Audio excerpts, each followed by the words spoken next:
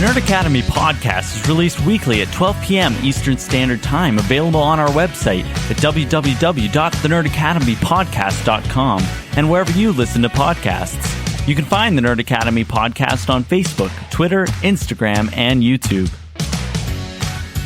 You can also help support the show by going to patreon.com/The Nerd Academy podcast, where every donation allows us to bring you more exciting content every week.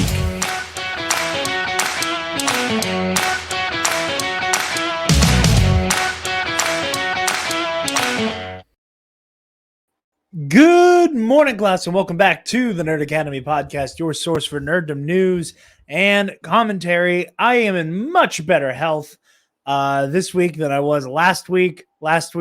Turns out it was the flu, and I had just been suffering through the flu for about 3 weeks, and I didn't try to get it taken care of until I was starting to get dizzy constantly. And then they said, hey, dumbass, you should have handled this sooner. And I was like, you're right, but it's too late now because I'm already sick. But I got over it in time to do some fun Halloween shit over the weekend. So that's all that matters. Speaking of people who did cool shit over the weekend, Mr. New Best Friends with Daniel Sloss over here. That was a little more anticlimactic than I thought it would be. Yeah. Saw Hubris. Bought a signed book. I started an Audible to listen to the ebook that he narrated. Nice. So I've finished his book. Fantastic show. Standout act and person. Amazing time. If you need any recommendations as to what to keep that Audible around for, I have a lot. Yeah. I'm debating because I have an extra credit. So I'm going to get something with that credit. And whether or not I keep the actual account live, I'm not sure yet. Talia Levine, I think is how you say her name, Culture Warriors. Talia Levine has been on Bastards and Worst Year once or twice. Yeah. Oh, okay. Yeah. I know who you're talking about now. Yeah, she wrote a book where she went some of it is non-undercover, some of it is undercover work she did in like chat rooms and forums at the far right. Yeah. I also don't say that as yeah, and I also don't say that as a recommendation generally to people. That book should and it does come with a lot of content warning because there is some people describing some graphic shit in that book. So for those of you who are a little bit more faint of heart when it comes to that kind of thing, I don't hold that against you. I don't blame you for it. Can't say I recommend Culture Warriors. But I know, Travis, you can stomach that kind of thing. I highly recommend that. I started The Anatomy of Fascism by Robert Paxton the other day because it's included with like the account. You don't have to pay a credit for it. So ebook's a little dry, got to admit. It's not as fun as hearing a Scottish comedian tell his own personal life stories, but that's another one that was mentioned on Bastards a lot. Like he cites it as a source. Yeah. So. I didn't know that was one of the freebies they kind of throw at you. I gotta go. I have to download that the moment we're done recording. I also, and this is just general, and I don't know how much you've kept up with Knowledge Fight, if any at all. Not a lot. They had an author, and it was like just like a recommended book that came into my feed, and I believe the author was on QAnon Anonymous. But the fellas at Knowledge Fight had I think his name's Mike Rothschild, which already like in the circle of the far right, unfortunate name to have. It's like the internet equivalent, like the political equivalent of like my last name in kindergarten. Yeah. You know, like, oh, you're gross, man, or like anyone with the last name Dick. Yeah. Right? Yeah. Like, oh, sorry, you got bullied, and like whatever grade that joke would be relevant. only we're experiencing incredible racism. Yeah. Incredible, it's remarkable levels of anti-Semitism. Yeah. But I believe it's Mike Rothschild who did, I think it's like Cue the Storm is Upon Us. And I have that chilling in my library to start that whenever I obligatorily finish Dune before I'm allowed to watch the movie per Mike's instructions. Because somebody had to sign up to read/listen to Dune before they saw it. And that was me. And I plan on keeping Audible, they keep just throwing it at me. I don't know what's going on that Dune is suddenly so popular, Yeah, right. Speaking of which, I'm bequeathed to nothing. There will be a Dune review on this channel at some point once a decent number of us have gotten around to seeing Dune. So yeah, stay tuned for Dune. We'll be talking about that at some point. I'm not going to put a timetable on when we will have a Dune review out, but we will have a Dune review out, and I would like to see it in a theater before I talk about it. Because obviously that's a HBO Max day and date release, so that will also, while we're trying to talk Mike down off of we're talking exclusively about Gom Jabbar and other jargon ledge. It's eventually going to be like, hey, buddy, I need you to calm down. We're going to talk about box office for like 5 minutes. And then we will go back to the weirdness that is Dune.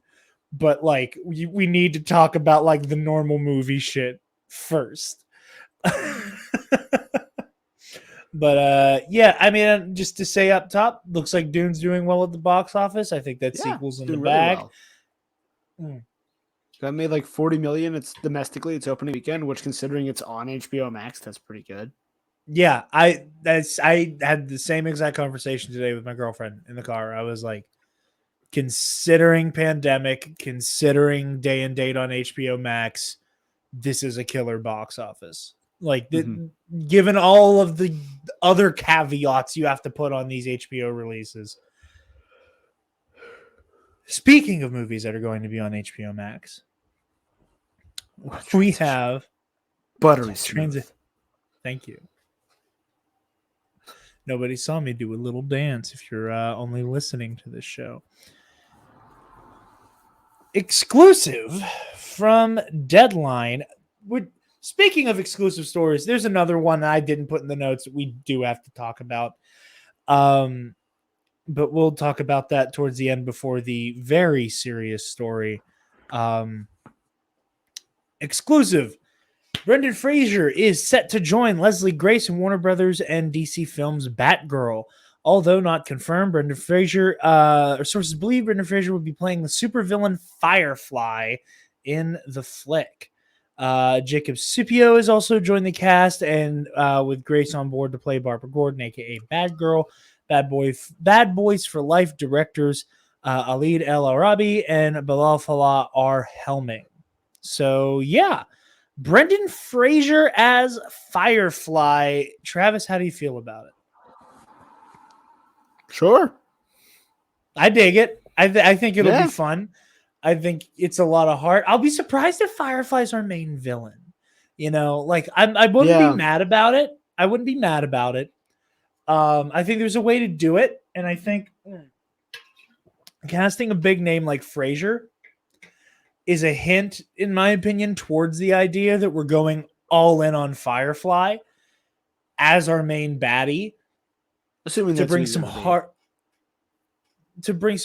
and no pun intended, warmth to the character, to like make us actually give a damn about Firefly as a character going in.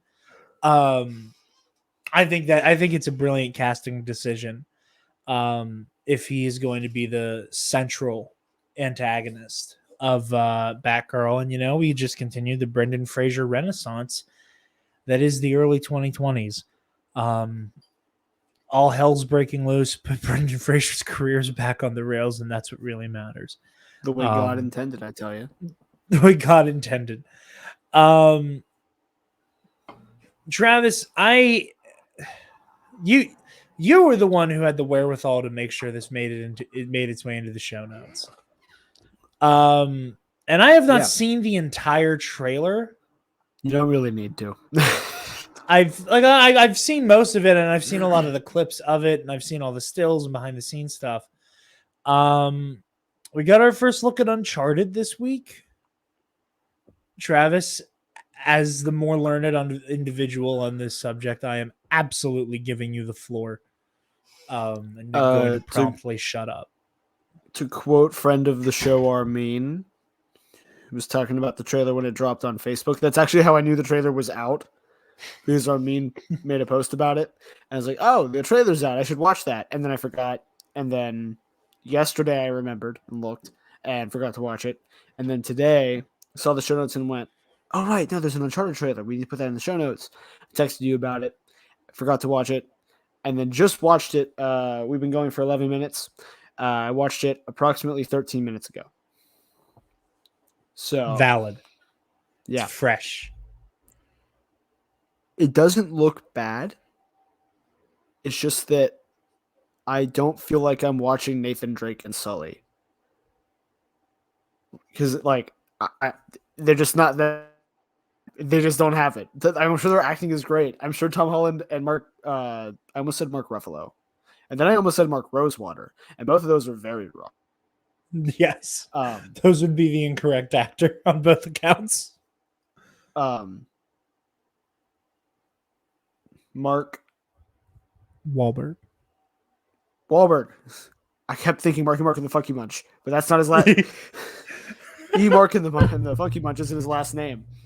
But they look like on his birth certificate and the Funky Bunch, Mark. They look like their acting is fine. It's just that these guys aren't what you'd expect for these characters. And I feel like it's just going to be a neat flick with cool action sequences, but it's not going to feel like Uncharted. As somebody who's culturally aware of Nathan Drake, Tom Holland certainly looks like he's dressed like Nathan Drake. People, I've seen people, hell, it was in the most recent Some More News where Cody makes a joke where it looks like Crowder just shows up to work every day in Nathan Drake cosplay anymore because the shoulder holsters. Mm-hmm. I know what Nathan Drake looks like, and I have a general vibe as to what his personality is supposed to be. And as someone who's never touched an Uncharted game, just watching the parts of the trailer that I saw, I was already Tom does not feel like the very limited idea of what I have of Nathan Drake. And I saw a lot of people also who, again, like you, are more familiar with the franchise and the fandom. So I was clearly I'm not alone here. I have way less of a leg to stand on saying that. But this is not a unique opinion.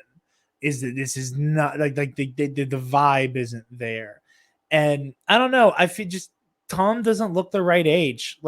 He's a damn good actor, we go to bat for MCU Spider-Man all the time. It's not like we're an anti-Tom Holland bunch here generally, but he's just not right for the part. I don't know how old Nate Drake is supposed to be in the first game, but he seems older than Tom Holland.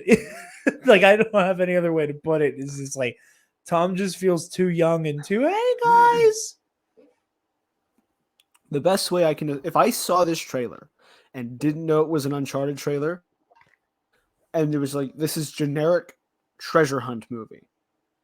Yeah. Right? It's a more modern Indiana Jones. That's the only thing you gave me for this. I go, yeah, it looks fun. Looks like a good watch. Probably going to be a fun popcorn flick. No problems. And then when the plane sequence happens, I'd go, that kind of looks like Uncharted 3. Oh, that's neat. That's really cool. I'd have no idea. I'd have zero idea this was based on Uncharted. Besides the outfit too, obviously, like because he's wearing the Nathan Drake outfit, but that's the only way. Because like Mark Wahlberg doesn't look like Sully at all. No, because I only know that because of the internet. But when I was like shown what Sully is supposed to look like, I was like, "Oh hell no! What happened here?" And this is supposed to be like their first outing, I guess. It's like a prequel. Okay, I don't know how many years before, but like at least give him some gray streaks or something, or let him have the mustache, but it's not anything to like identify him as Sully, because he's not. Yeah.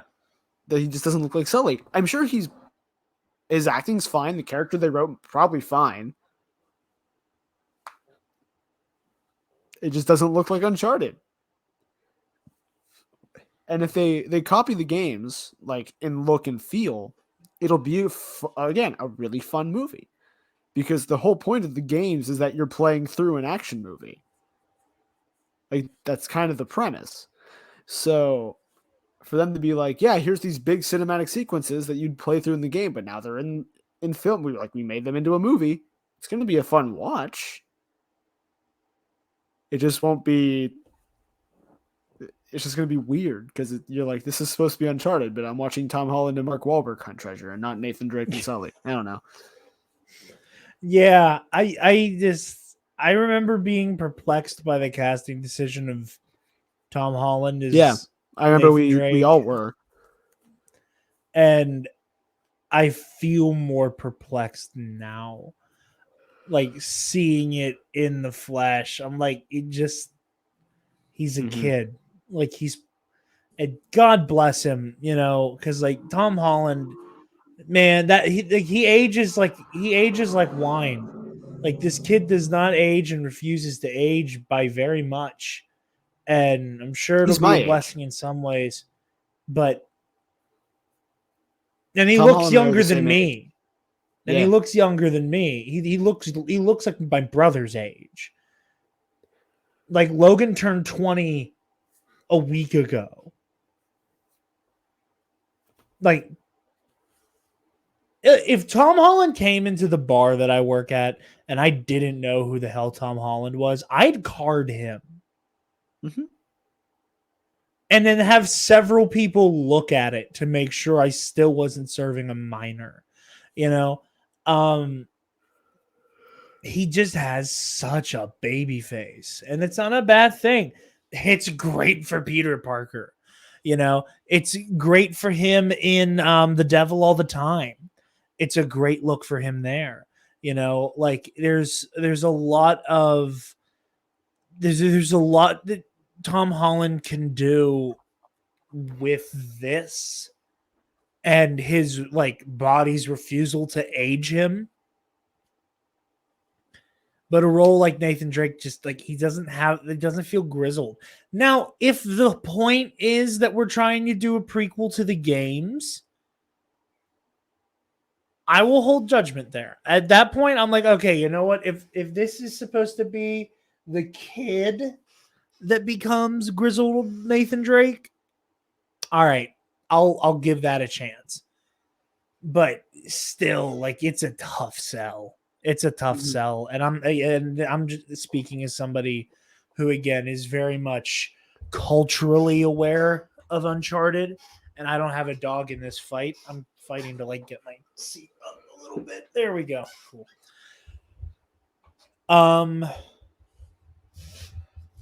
But yeah, keeping with talking about Tommy Halls. Empire Magazine got some exclusive Spider-Man No Way Home stuff in it. Article from Ben Travis. You might have thought things couldn't get bigger or badder for Spider-Man after Infinity War and Endgame. For anyone who's not up to speed on the Spidey MCU lore, the double...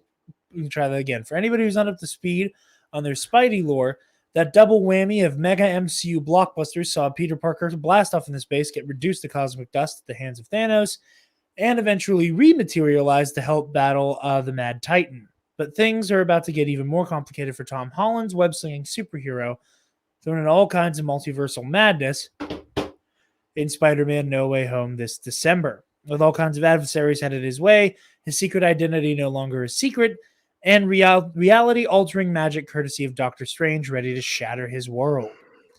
Make no mistake, No Way Home is going to be a big movie. We're definitely trying to be ambitious, director John Watts tells Empire. In the upcoming new issue, how ambitious? It's Spider-Man's endgame, he says, laughing but seemingly not joking. But that ambition, bringing across some familiar villains from previous Spider-Man films that until now haven't been a part of Marvel Studios' interconnected Marvel Cinematic Universe, including Alfred Molina's Otto Octavius, a.k.a. Dr. Octopus, a.k.a. Doc Ock, who formerly menaced Tobey Maguire's Spider-Man way back in Sam Raimi's Spider-Man 2. At which point we get another image, one that has been memed on the internet space quite a bit here, of Peter in a full-on sprint away from Doc Ock. Hopefully, unlike our live stream last week, we don't get taken down because we're doing our free promotion thing. I'm not salty. I'm just rendering a 3-hour version of the show so that we can have an audio version of it. But yeah, so I'm going to stop here. Travis, thoughts on this image? Because I get quite a kick out of it. You can hear him. You can hear him going, oh, man. Oh, man. He's got arms. His arms are bigger than mine. I've seen a lot of people making fun of this image, and for good reason. It is kind of hilariously low quality, which makes it memeable. Like, I've already seen people starting to be like text on Otto, text on Peter, text on cars. This is slowly becoming a meme format, and God, do I hope it sticks around. But I've seen some people talking about the idea because, you remember all the way back, we got that one image of Peter's Iron Spider encased in some shit, a long time ago. It was that one random image where it looked like Peter's suit was encased in something, and it kind of looked defunct. No. I was seeing people positing the idea that the reason he is clearly sprinting away and not trying to either web away or engage Otto is because the suit died. It's out of juice. Good. And since there are nary any Tony Starks around these days to fix the iron part of the Iron Spider, it's kind of just a lost cause. Now, personally, I want to see Alfred Molina kick his dick in this suit. Not that I'm necessarily a part of the internet that absolutely despises Peter's Iron Spider suit, but by the same token, I'm tired of looking at it, and I would kind of want to see something terrible happen to it. And like I said before, I would not mind the idea of Peter and Otto having a metal arm dick measuring contest at one point, and Peter losing very badly in that way. Yeah. Moving on with the article here, just kind of hopping around. When I was first pitched the idea, I was like, wow, that would be awesome if we could pull it off, says Tom Holland. But there's just no way it's going to work. You're just not going to be able to get everyone to do what they need to do. It's just not going to happen. But it did happen, and it was crazy. Thank you, Tom. For Marvel boss Kevin Feige, there was no one better to bring Doc Ock back to screen than the man who'd portrayed him perfectly back in 2004. I remember having discussions with Amy Pascal years ago, says Feige, looking back on the conversations that first brought the Sony-owned Spider-Man into Disney's MCU. Do we want to revisit villains we've seen before? No, let's do Vulture and Mysterio and characters we haven't seen on screen before. But I remember thinking, how would you even do Doc Ock again? Because Alfred Molina is perfect casting. If you ever brought him back, it would have to be him somehow. But yeah, that's pretty much all there is of note here until the. I just got so scared. I accidentally opened an ad because I have the article pulled up on my phone. Right? Opened an ad, backed out of the page to stop the ad, and it took me back like read other articles on Empire thing. And article title with journalist that wrote the one you just read. Spider-Man. Sony says doors close on MCU return, but Jon Favreau is cautiously optimistic. And I was like, did we miss something again with the deal? Because they were talking about the trilogy thing being done. I was like, oh my God. Oh no. What now? Posted on August 9th, June 9th, 2019.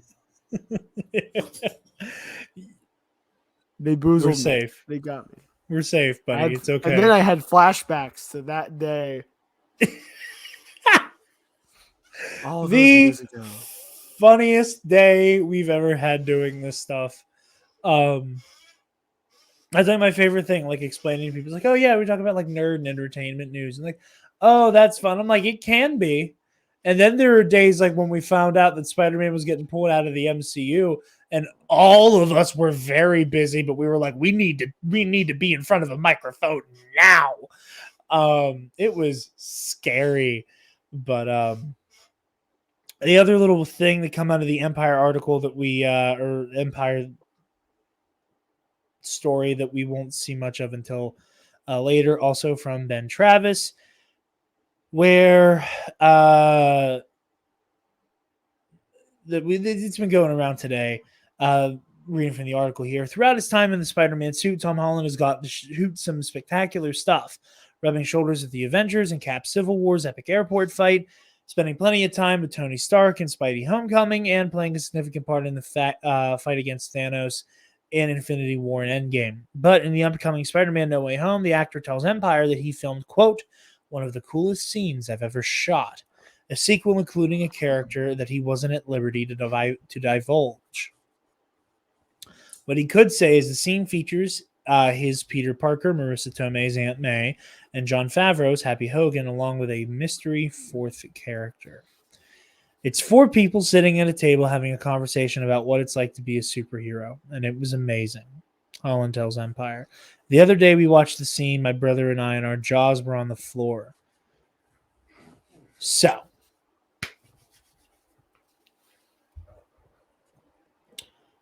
fourth character that we don't know about, talking about superheroes.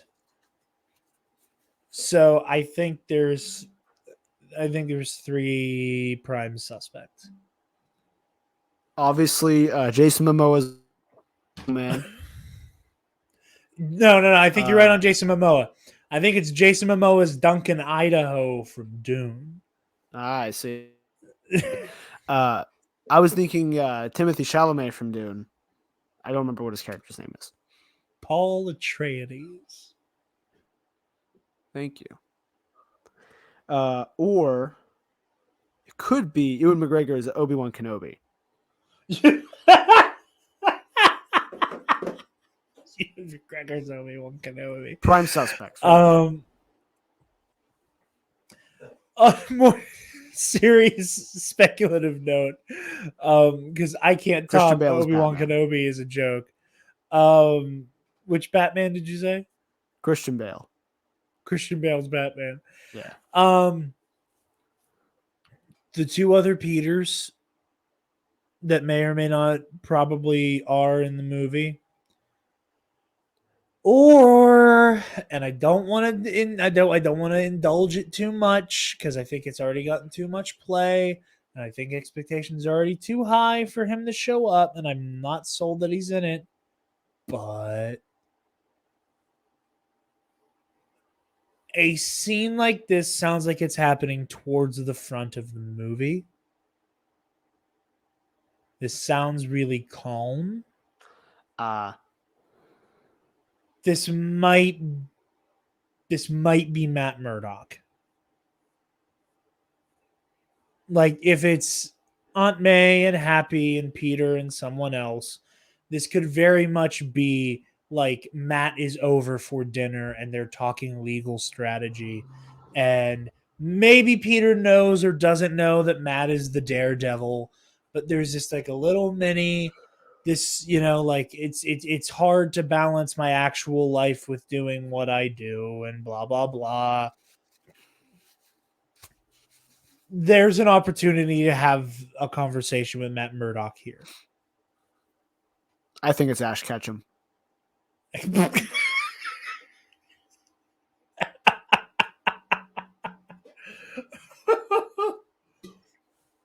You dick. I also wouldn't mind. Now, again, this is where it like becomes a little weird, like when you're trying to like figure out the placement of like Peter, Happy, May. Who's your fourth? I hate the fact that Matt's the one that fits in most perfectly. Because if it's Andrew, the theory, and again, also leak that's been floating around the interwebs for a while, that Toby does not make it out of this. Like, it's implied if one of the other Spider-Men are at dinner and the other one is not there, that's kind of a bad signal for one of them. That is true. And for this to be what sounds like a more down-to-earth, grounded moment, again, being that it's an Aunt May and Happy scene, Peter's more parental figures, this feels like something that is happening early or late in the movie. This does not feel like a middle of the movie thing. So for one of them to just kind of be hanging out, it kind of feels like the other one didn't make it out of the final battle. And I don't necessarily think they're going to go that route. But I think also here is an interesting opportunity that if for somehow this is in the middle of the movie and it involves these three plus our mystery character, you could also have the version of this scene that a scene that we've seen a lot of people pitch for this movie that I like a lot. The idea that you have Toby's Peter try to have the, hey, my Uncle Ben once said to me, with great power comes great responsibility. My uncle told me to.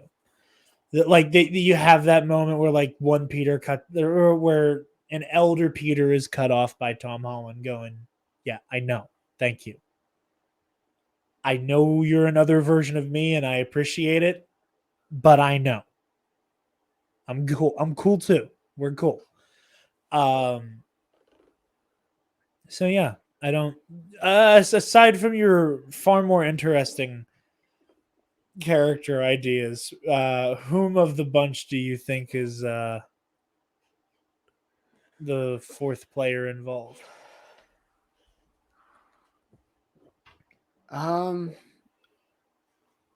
not sure because, like you said, like it doesn't. This scene seems to only really work for me like in the first third of the movie, and I don't know how we get to a point where it could be one of the other Peters. If Charlie Cox is in the movie and it's Matt Murdock, that's rad. But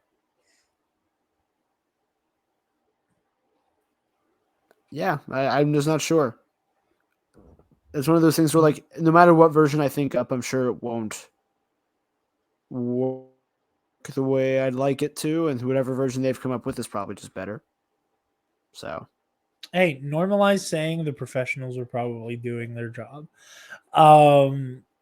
Because Travis is probably right on all accounts. I want to talk about this real quick before we get any further.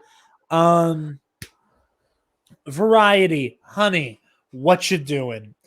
This past week was the premiere for the Eternals, And if you figured out all the right bullets to dodge, congratulations, you somehow don't know what's in the post-credit scene for the Eternals. Because you don't, which is hilarious because I really wish I didn't. I was among the people who didn't even go looking for it. I just woke up to other people republishing what was a clickbait headline from one of the most respected entertainment trades in the business, and I think that's shitty. And I think a lot of people leading, head first with this story and the detailed account of the post-credit scene, I shame on you. Shame on you. I think it's incredibly gross. The fact that there was no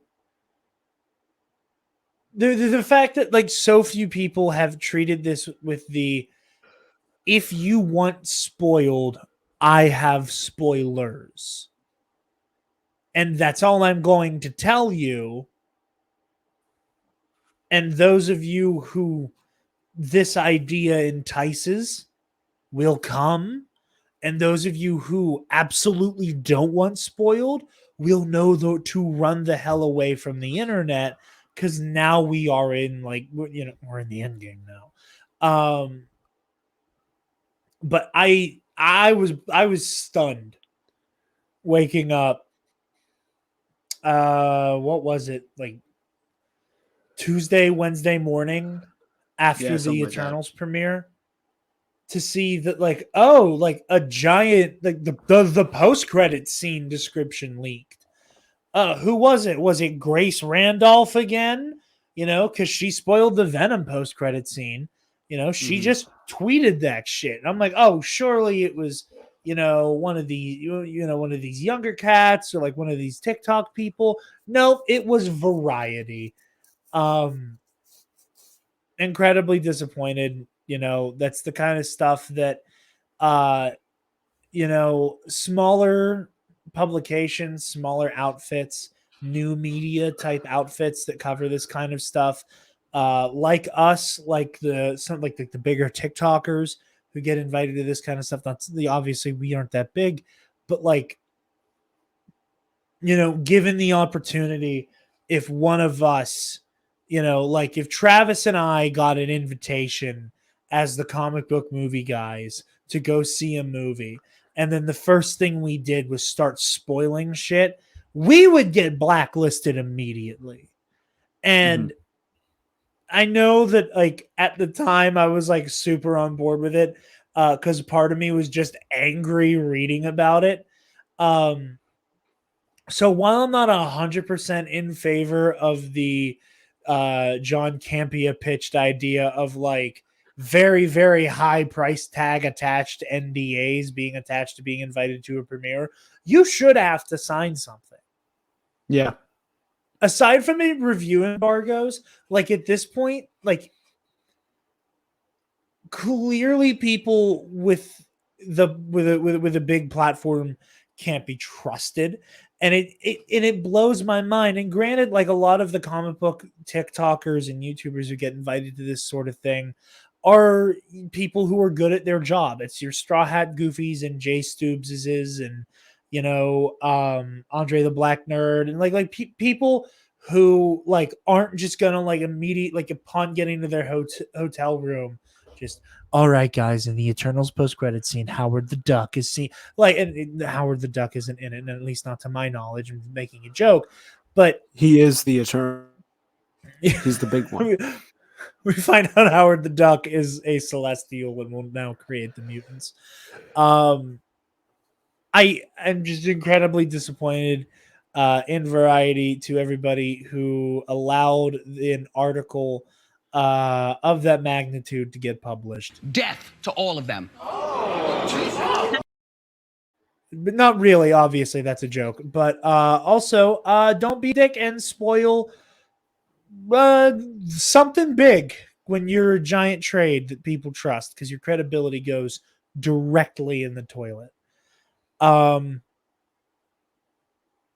bringing up the back end of news here. We got another, not a trailer, but we got a poster for Hawkeye.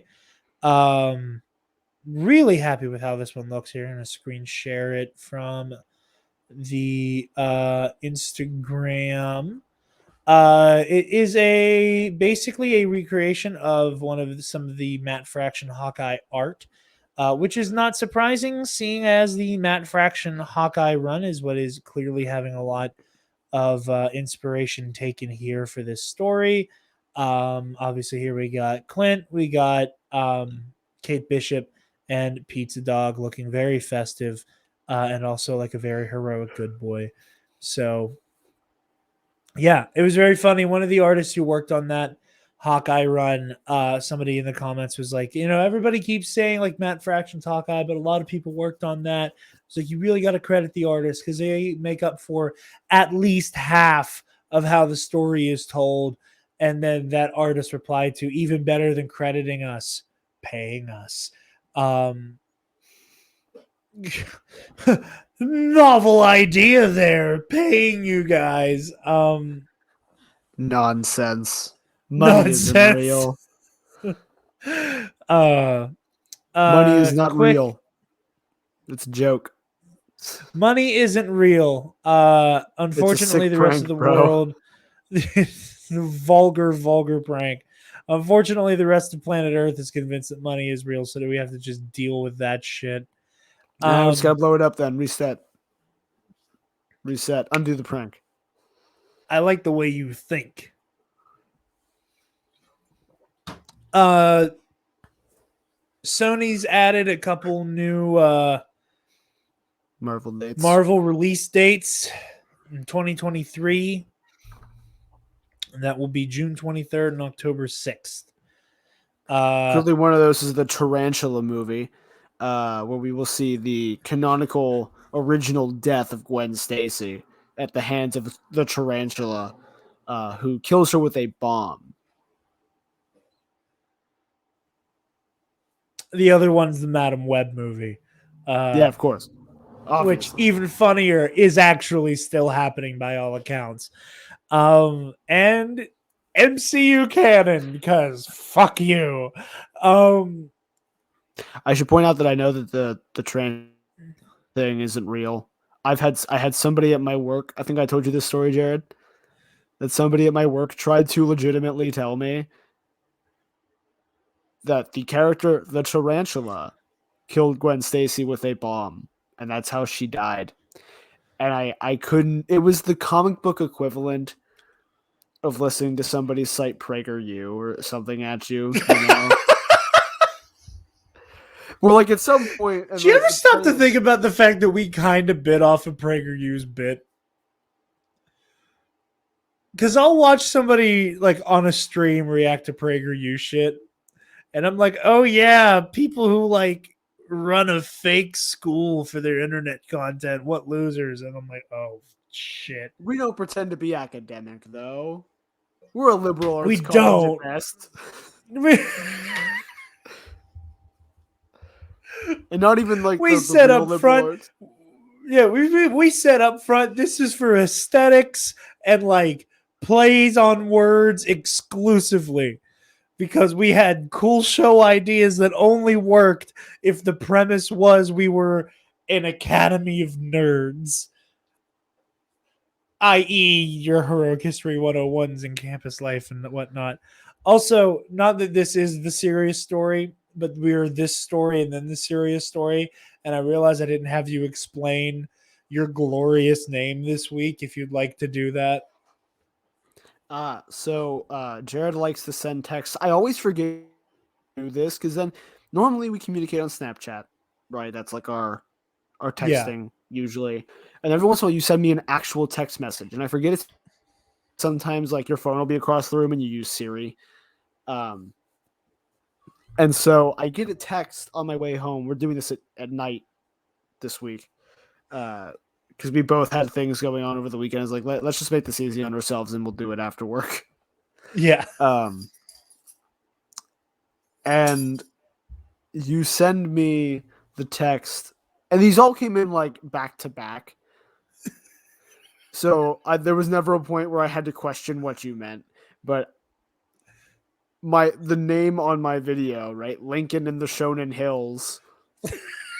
Motherfuck me. The link is in the show notes because the StreamYard link he put in our show notes. Now, I also want to say that we are several weeks in a row now with a simple message of link is in the show notes has been in some way, shape, or form butchered by Siri to be completely unrecognizable. And one of these days, we're going to get something that is as equally bad as, but not the same as Lincoln in the Shonen Hills. And I'm just going to be like, I'm just going to hope that he understands what that meant, and we're just going to free ball it. L in the SH. Right? Like, as long as it's that, I'll know. And actually, it's supposed to be N. How did it get hills from notes? I have no clue at all. Because, yeah, I told you, I imagine someone like who lives in the gated community, the Shonen Hills, driving a Lincoln. That's what I see in my head. One of my favorites recently was you texted. I said, I'm about to send the link. You say, ready when you are. Coming, sorry. Chewie needed to go out again. The link is sand. I don't think I caught that one. One time I said the link you sent. This is the thing though. I don't notice half of these because, like, again, I look and I know, so I'm like, okay, yeah, he sent the link, cool. Or I've already gotten the notification that I have the link because you emailed it sometimes, and I'll be like, okay, link sent, and then you'll text, and I'm like, okay, that's his text to me saying that the link is here, so I can ignore it. I should stop doing that. Apparently. Who knows? One of these days you'll miss something as golden as Lincoln in the Shonen Hills. I'm like generally bad at typing, and it hasn't happened in a minute, but like sometimes I will mistype something so badly that it becomes a copy pasta in like the various group chats we're all in. Where it'll just be like, let's just type exactly what he said back to him and see if he realizes what's wrong with the message. And like, I'm not innocent of this because I do the swipe text thing, right? I've been doing that for years. And so I will swipe something and it'll be the wrong word. And I'll be like, crap. And I'll back it up and I'll do it again. And this time I'll think, oh yeah, now it's right. And won't look, and then I'll get a text back from whoever I'm messaging. It's just like, what? What did you say? What does this mean? Why are you telling me to go rob a bank?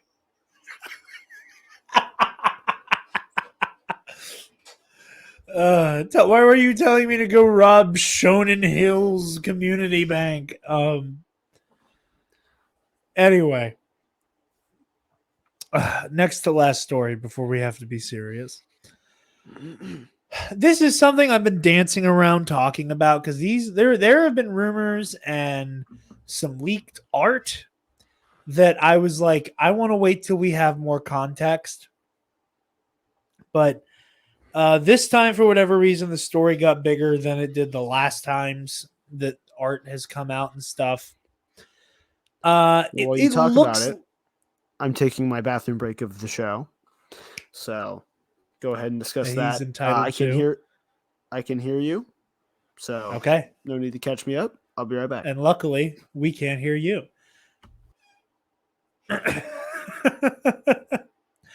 It looks like for the MCU Disney Plus TV show, Kamala Khan's powers in the Ms. Marvel show are going to be changing.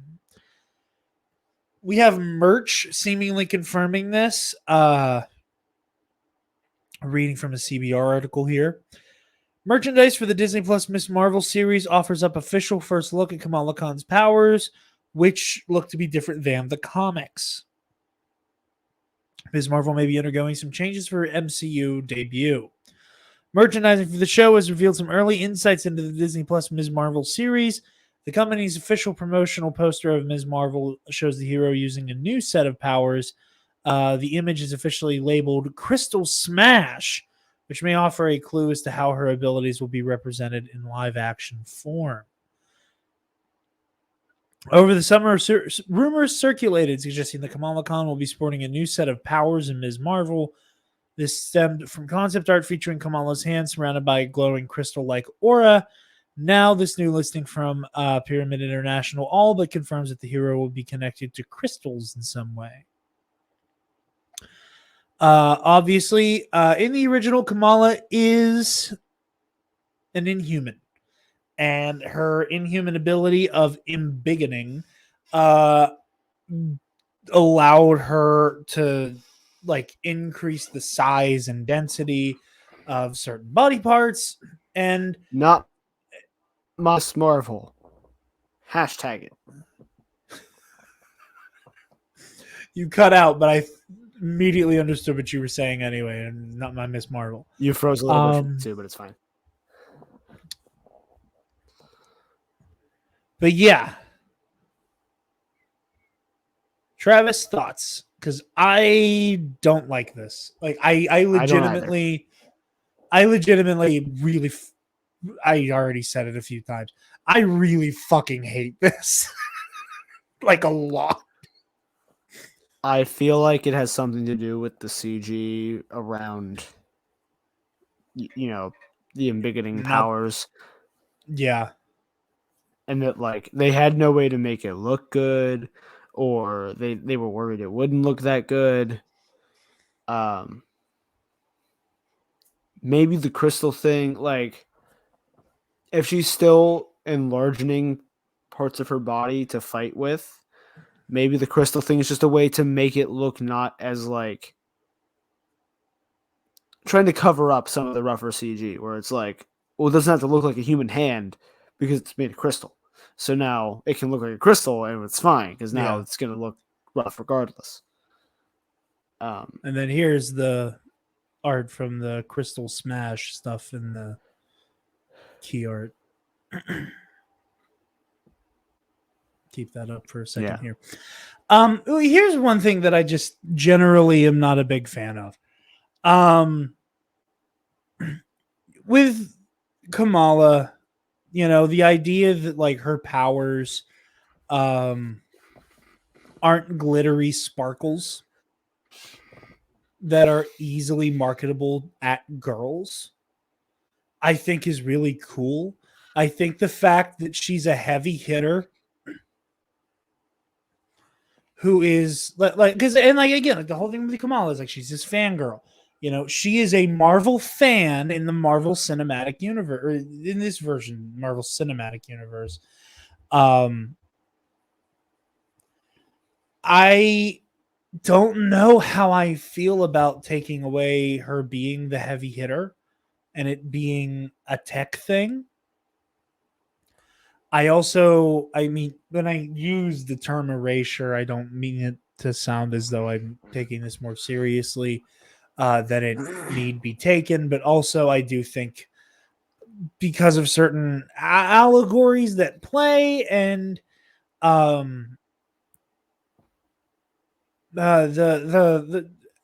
don't like the Inhumans erasure. And I don't like the idea that we're just going to pretend the Inhumans don't exist. I think Kamala had her first big moment in the spotlight because of the Avengers game. A game that because of Xbox Game Pass, I'm going to start playing. Seriously, because I don't have to pay for it. Yeah, this one, that's the only way they could probably get me to pay for it is to give it to me for free. So yeah, I'll buy skins, but I'm already gonna want to be paying for another service anyway. But I don't. It just doesn't sit right with me. There's just something about this that just doesn't sit right with me, and it's not to say that change is necessarily bad. But this feels like they're trying to avoid having to go something Terrigen, something Inhuman, something Inhuman gene. Before we even get the X-Men. And the only reason the Inhumans don't have a strong foothold in the MCU is because MCU TV and movies couldn't be the same thing for the longest time. And by the time they could, they were already, clearly decisions had been made for them to go in opposite directions. You know, Kevin J. Parker, friend of ours, who was on for the Shang-Chi review, you know, love him. I don't think Agents of S.H.I.E.L.D. is canon to the MCU. Why? Because we have two very different versions of the Darkhold, two very different ways that time travel works, and Inhumans in one of those universes, and nary a single Inhuman in the MCU proper up to this point. And it's just really frustrating having an origin change this dramatically and how the powers work. You know, again, changing Kamala into a tech user instead of just being a natural bruiser because of the embiggening Inhuman powers. So I don't know. This feels like an L. It could become a W. It could very well become a W down the road. You know, nobody in the MCU is exactly like their comic book counterpart in any way, shape, or form. But it just feels weird that we're changing this character this dramatically for whatever reason it might be. Also, the Inhumans TV movie event, whatever the hell it was terrible. And I'm sure if it was good, it would have made its way into the MCU proper, and we would have had a royal family, and, you know, we could have started building that out. But this is the hand we're dealt, where we are somehow trying to balance characters like Ms. Marvel, like Kamala Khan, who is very famously an Inhuman, with somehow trying to figure out in some way introducing the X-Men and mutants in a way that doesn't absolutely make the universe go, oh, we've been dealing with mutants' rights issues the whole time. It just, they weren't we there. Never like, talked we just about didn't show it. Yeah. We just didn't show it. Like, we didn't show this version of Steve Rogers taking part in a mutant pride campaign, leading the charge, dealing with whatever skinhead, like anti-mutant skinheads that would try to like raid this protest or whatever. We didn't show this Steve Rogers whooping their asses when we know he would have several cans of whoop ass readily available and happy to hand them out for some type of civil rights issue. I think our closest comparison for this from not knowing everything, right, is probably Scarlet Witch. Because like obviously in the comics, Scarlet Witch's powers don't come from the Mind Stone, right? Yeah. That like the fact that this mutant in the comics whose power was now from an Infinity Stone. She's not the daughter of a mutant. She's just a person that has been granted powers. And now we know that isn't entirely true, that she's always been some kind of power person. A different than human. You might say she's been mutated a little bit. Right. That maybe they have been there the whole time. Yeah. And the Mind Stone cranked the shit up to 11. Right. But like, even I think Scarlet Witch is also a good portrayal of like kind of a betrayal of the origins, because like with this, where you have Kamala going like, no, like I don't want to have like sparkly pretty superpowers. Like, I like embiggening. This shit's cool. You know, you have Wanda being a part of Hydra at the very beginning. So like it's both a betrayal of the character and the power set. Yeah. The other thing too, though, is it looks correct. Like, even though it's not technically the same, she still looks like the Scarlet Witch and has the powers of the Scarlet Witch. Yeah. And Kamala, as far as we know, it won't look right. it might be the same power. It'll just look different to be like more marketable or easy to produce on TV, whatever. But yeah, currently it's this like crystalline cotton it's an candy enlarged looking. fist. Yeah. Yeah. That like if she still does that and it just looks crystally, it'll still be the same power. It'll just look different and be more marketable. And what does which truly isn't true, but I agree with you completely on that. And I do think, well, what is more important at the end of the day is that they get Kamala's character right. Yeah. I do think that does take precedent. The number of people who asked me about when the Avengers game was coming out and the trailers were running on TV and stuff, how like, oh, can you like build your own character in that game? And I was like, no, why? Like, then who the hell's that? And I'd explain, well, that's Kamala Khan. She's Miss Marvel. Blah, blah, blah, blah, blah, blah. Right? That like nobody knew who she was, that her costume, especially in the game, looks so like, I don't mean generic in a bad way. In like the ads for the game, her costume looks very like character creaty. Yeah. That like people were just like, oh yeah, you can make your own Avenger and play with the Avengers. That's neat. And it's like, no, that's a in the context of a video game, I can absolutely see how that mistake is made. Mm-hmm. But yeah, so we'll see what happens with the embiggening towards whenever next year the show comes out. By all accounts, it looks like they're getting everything else right, but how the power works, and also who knows, they could change it by the time we get to the Marvels, and Kamala. And they somehow introduce the Inhumans with the Marvels, and that's where Kamala starts embiggening, and all bridges will cross eventually. Bringing the episode home here on a more serious note, we are going to talk about the situation with Alec Baldwin and what's happened on the set of Rust. So this is from an NBC News article. Going to kind of take us through everything we know so far. Witnesses said Alec Baldwin was practicing with a gun when it went off before filming started on the set of Rust in New Mexico, according to information released Sunday in search warrants. The new information includes previously unreported statements from director Joel Souza and cameraman Russell Reed. Joel Souza, who was wounded in the accidental shooting that also killed Helena Hutchins. Souza, 48, said Baldwin had been practicing Thursday when the gun went off, killing cinematographer Helena Hutchins, who was 42 years old, and injuring Souza, according to the latest warrant information. The cast and crew had taken a lunch break, and when they returned, Souza told authorities that he wasn't sure if the firearm to be used by Baldwin had been checked anew for safety. In the article, it shows the difference between the quote-unquote blank that should have been used and the live ammunition. So we have like the bullet tip itself, casing or shell, gunpowder, and primer.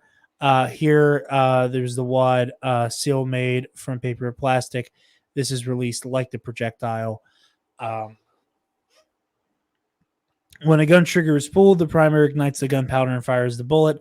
Blanks expel gunpowder and hot gases out of the front of the barrel in a cone shape, and no bullet is fired. Joel advised they returned back to the set after lunch, although he is not sure if the firearm was checked again, the warrant states. Joel stated that they had Alex sitting in a pew in a church building setting, and he was practicing a cross draw. Joel said he was looking over the shoulder of Helena, and what he heard sounded like a whip and then a loud pop, according to the warrant, which misspelled Hutchins' first name. That's another thing. I have seen people, just not like use Helena Hutchins' name in a lot of this reporting. I've seen people say that she was the director of photography instead of like the lead cinematographer, which like this woman got killed. The first and couple of headlines I saw. Like she's dead because of an on-set accident.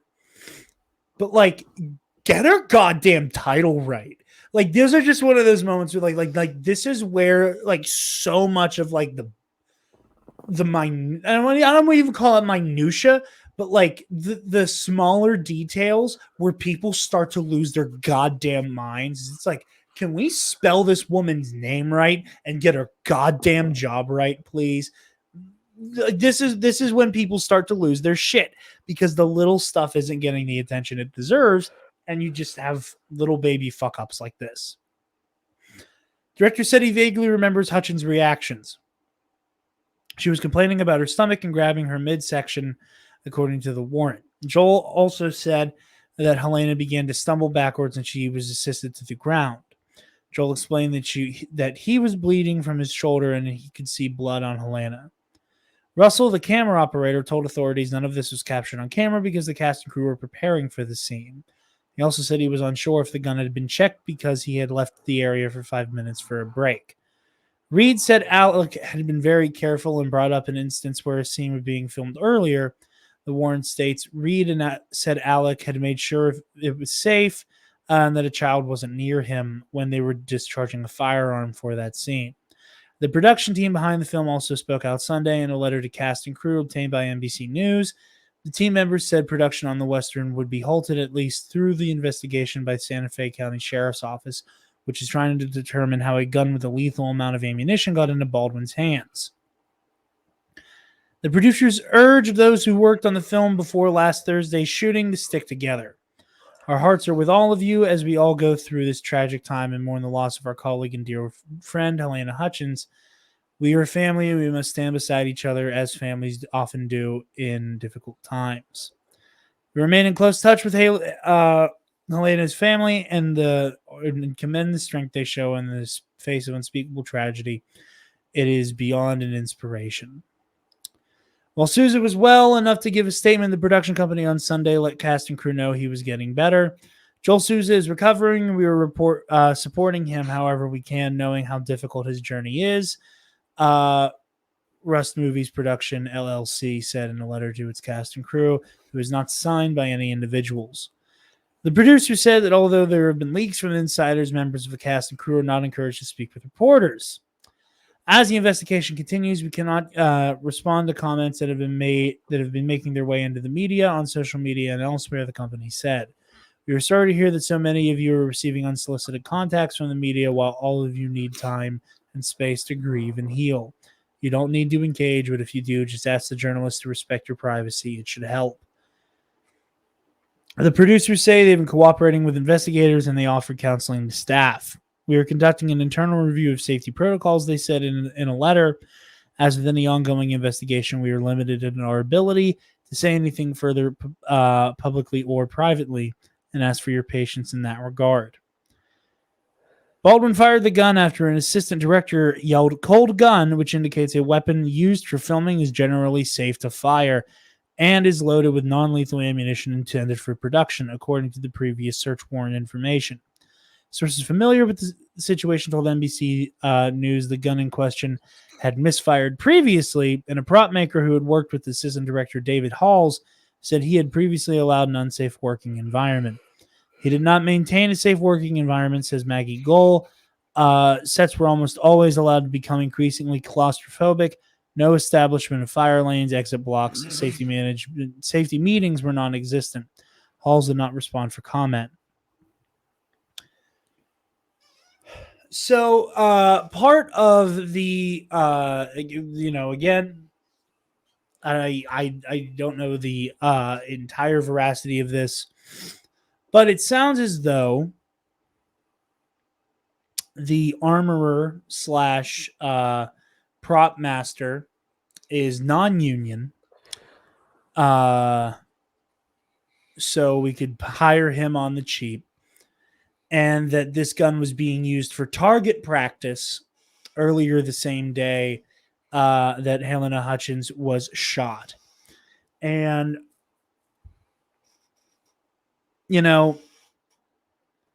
heart breaks for Alec Baldwin as a person and as an actor who ended up, unfortunately, being the individual holding this gun when other people's fuck-ups came to a head. However, Alec Baldwin is also one of the producers on this production and had a part in hiring cheap prop masters / armorers that allowed us to get to this situation.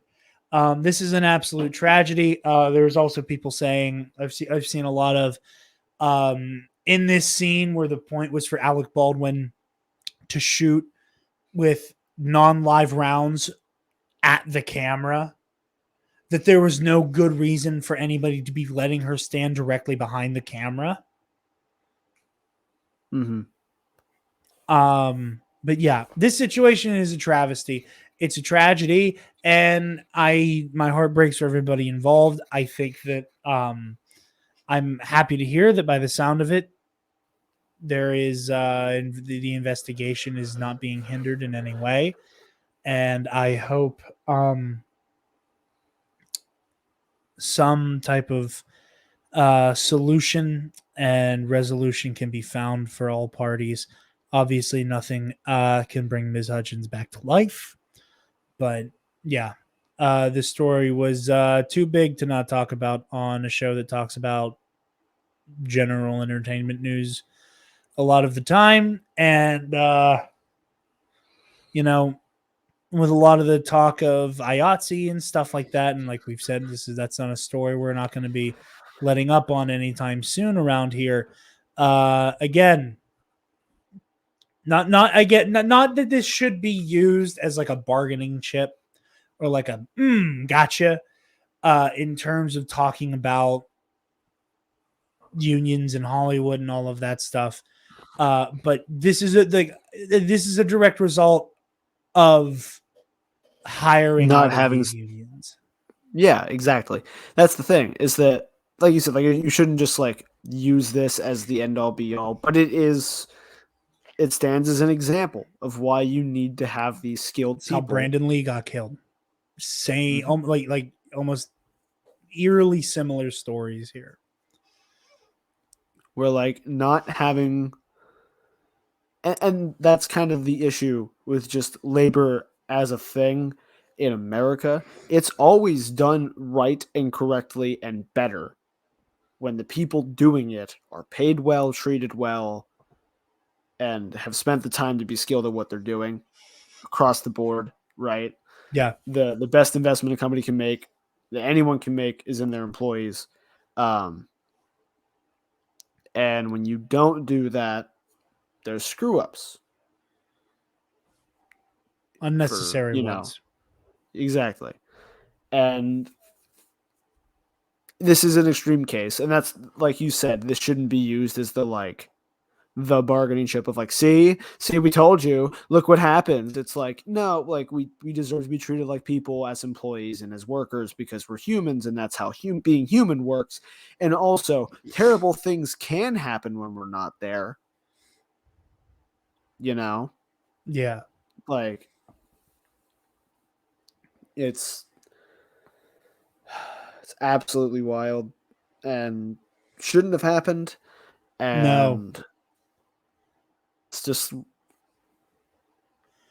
I honestly wouldn't be surprised if we saw more stories like this coming out soon.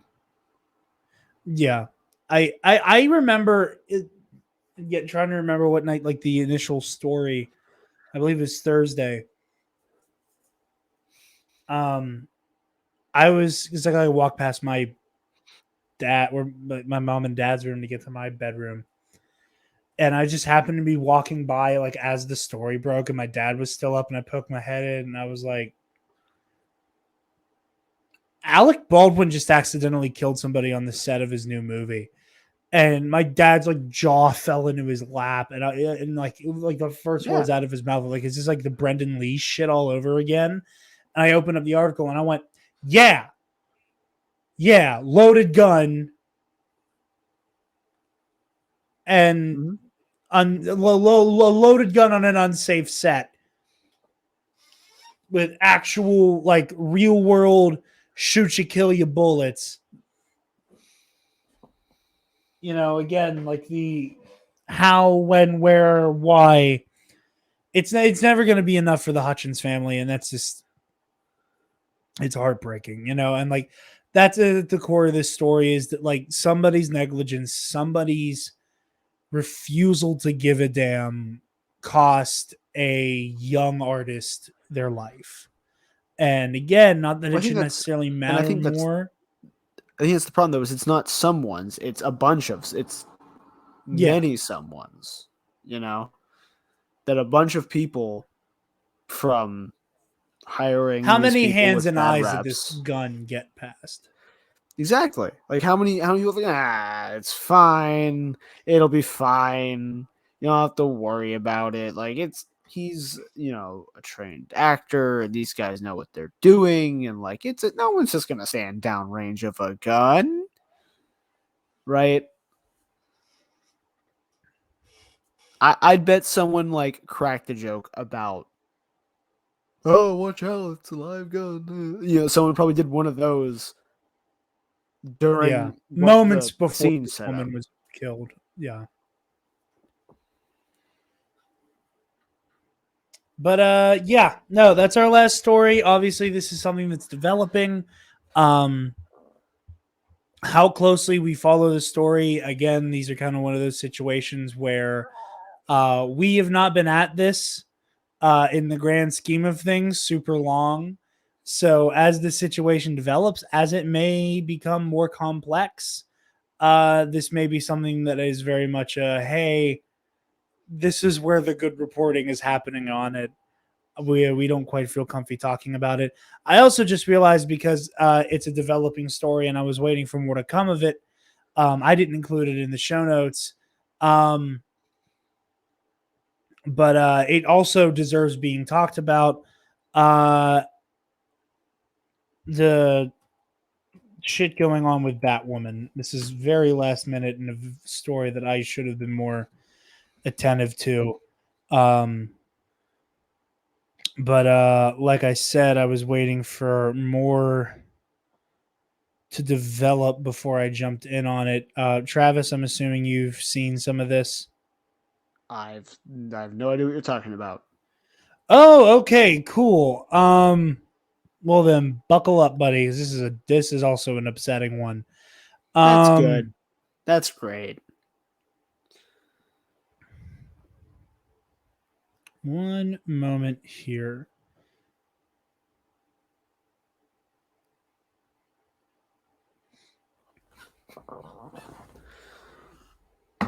Passing time. Yeah, no, I fun little behind the scenes thing. For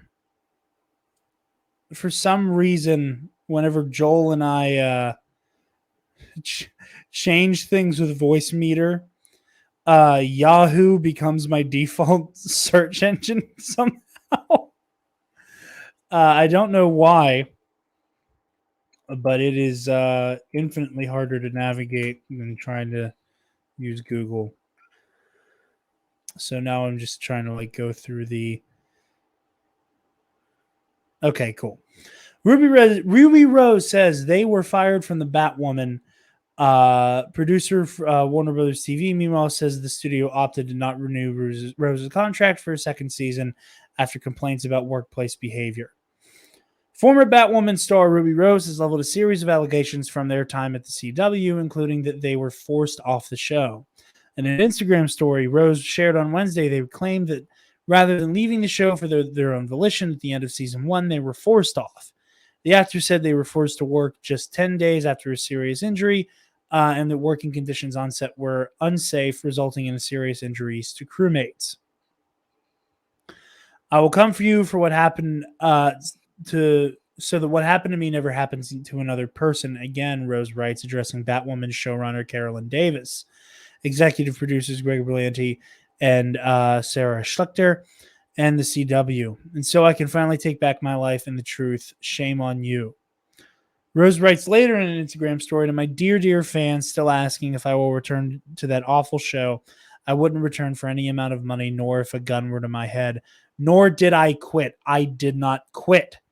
They ruined Kate Kane and they destroyed Batwoman, not me. I followed orders, and if I wanted to stay, I was going to have to sign my rights away. Any threats, any bullying tactics, or blackmail would not make me stand down.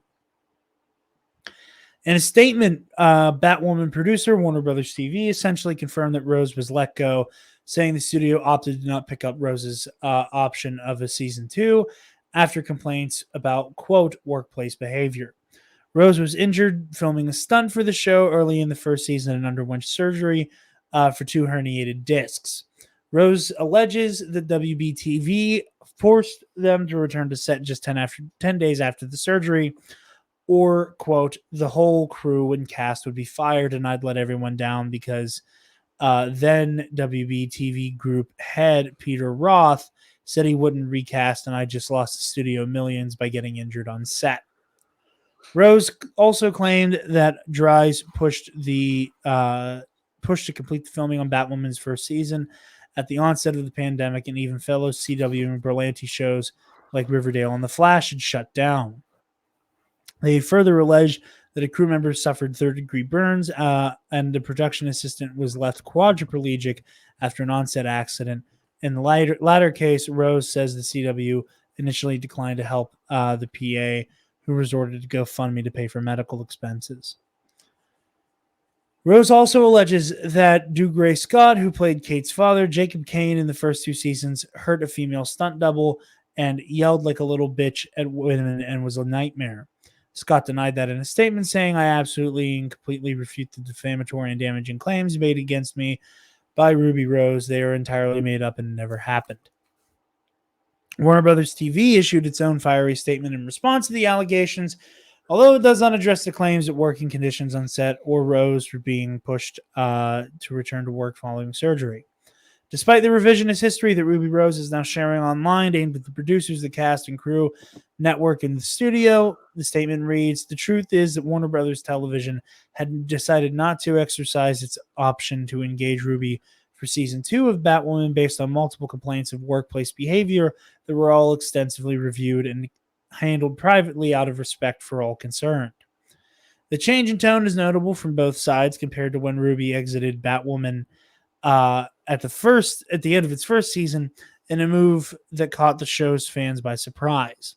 At the time, both Rose and the show's producers issued statements praising one another and noting the groundbreaking nature of the series, the first live-action show to center on a lesbian superhero. Over the weekend, Rose posted screenshots of emails and text messages supporting their claims about problems on the Batwoman set, including being pressed to do magazine cover shoots within days of her surgery. She also directed further ire at Scott, writing, I have too many witnesses coming forward with worse than just your anger issues.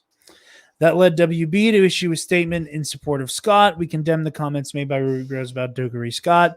The statement reads, Warner Brothers has found Mr. Scott to be a consummate professional and never received any allegations against him of bullying or other abusive behavior on his part.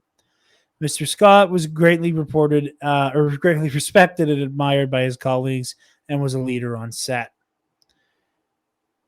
Javicia Leslie signed on to play the title role in Batwoman ahead of season 2, although not the same character as Rose's Kate Kane. Leslie plays Ryan Wilder, who takes on the mantle of Batwoman while on stage on the show midway through season 2 as an altered version of Kate, who suffered injuries in a plane crash at the start of the season.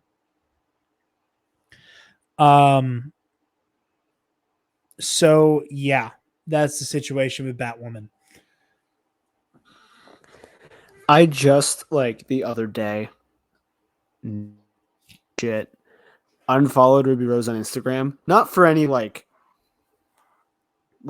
bigoted or, fuck them reasons. It was literally like, oh, they're not on the Batwoman anymore. They're not doing anything I'm interested in. I don't have a reason to follow them. I unfollowed them. Right? Yeah. And I do that with a lot of CW. Like, any CW actor that leaves shows or, like, that isn't working anymore. Yeah. I don't need them clogging up my feed. I unfollow. A lot of them aren't working with WB anymore. Of course, then a couple days later, it stands to reason that all this happens. I'll be honest, this doesn't surprise me.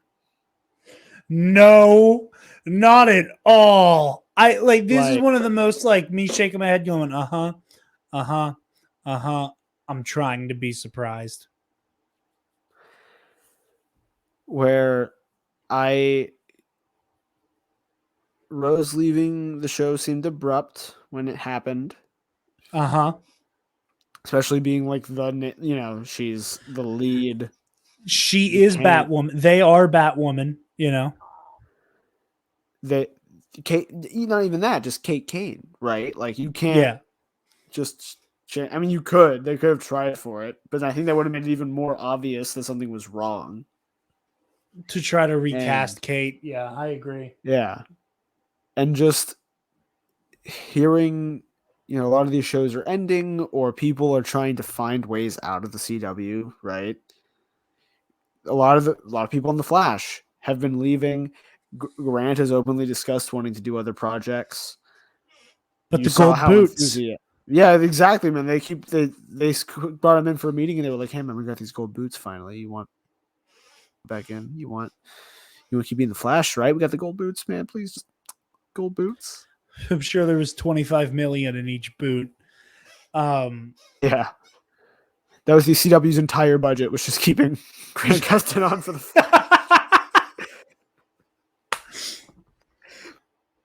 They're like, "We will make all this money back in ratings and ads. It's fine, just as long as you are in a Flash costume." Fastest man alive. You couldn't see both hands, and it looked like it was just aggressive masturbation on my side, and you couldn't tell I was doing the running fast. Running fast. Yeah, this is unfortunate. And just I saw an article, which is worse. I also saw an article discussing some of the alleged behavior on Ruby Rose's part. And it's one of those situations where, quite frankly, even if all the shit about Ruby Rose is true, it doesn't. There isn't a version of this story where both can't be true. Where they're a dick and you also ran a very dangerous and shitty set. Mm-hmm. It doesn't matter. Like, you can prove all of their misgivings true until you can disprove yours. I'm all ears with Ruby Rose. I don't give a damn what you have to say about them outside of an admission somewhere here. But yeah, not exactly a light week. On the contrary, kind of heavy at the end here. But yeah, that is all we got for you guys this week. Travis, where can the lovely people find you, sir? They can find me on Twitter and Instagram. Just I made the mistake, and I'm seeing all these headlines and trending things I don't like. They make me unhappy. What have I done? I'm going to look at all of them too. I'm going to look at every single one at Travis Political. Making just the biggest mistakes of my career. I thought that's what I also, because I have Sloss's book sitting like right over there. Yeah. I thought his show was going to be more about social media. It wasn't. I was happily surprised.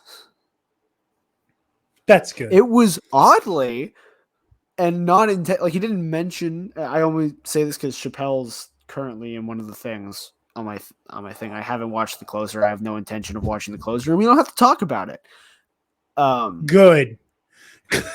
Yeah, we'll be here all night. Trans rights are human rights. That's the official Nerd Academy party line on anything that's coming out of Dave Chappelle's mouth anymore. That an incredible disappointment. It was like this weird rebuttal, but clearly, like, Sloss wrote Hubris to, a year ago and change. He's been touring it already forever, and he never mentioned Chappelle during. No, but like it's this weird. I have a responsibility to alter my jokes if they are hurtful in a way I don't intend them to be.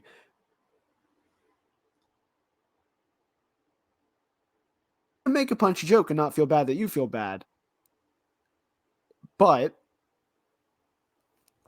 there is such a thing as too far, and if I'm hurting people not the way I intend to, if that makes sense. Yeah. It's this weird thing. Also, mark of a goddamn adult. I'm a turf isn't a joke. I'm a turf isn't a joke.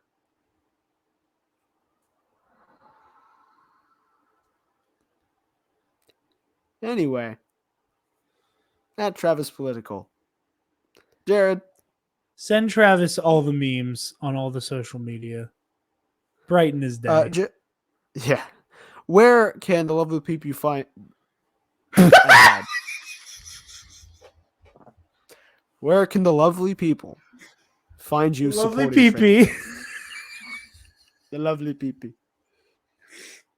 Oh my god. If I remember, that's going to end up being my name on whatever show we're on together next. Lovely PP can find me on Twitter and Instagram at DarkJedi2552. That's what I'm saying at the end of every show now. Where can the lovely PP find you? You guys can find the Nerd Academy podcast on Twitter, Instagram, YouTube, Facebook, and on our website, www.thenerdacademypodcast.com, where, if you're feeling generous, you can donate to our Patreon page. Give me $1. Speaking of our patrons, thank you to our $10 alumnus, Feige's Boomer Burner, Delta 9, Zach Knaus, The Waffle Wizard, Michael Armburst, and Alex Jones's Gayest Frog. Be sure to consider the $5 tier where you get access to the KNR Versus series.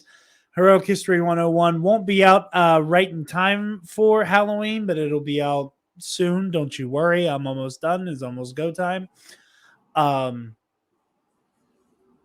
But yeah, be sure to check out the TeePublic where you can get a nice hoodie like Travis's with our logos and such.